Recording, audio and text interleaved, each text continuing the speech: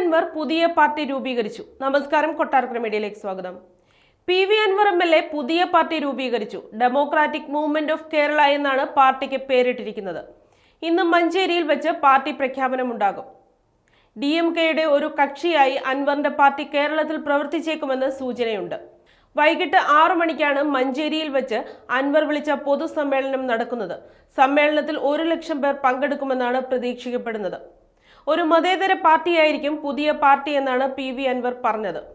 സ്വതന്ത്രനായി മത്സരിച്ച് ജയിച്ച് MLA ആയ അൻവറിന് പുതിയ പാർട്ടി രൂപീകരിക്കാനും അതിൽ അംഗമാകാനും കഴിയുമോ എന്നുള്ള ചർച്ചകളും സജീവമാകുകയാണ്.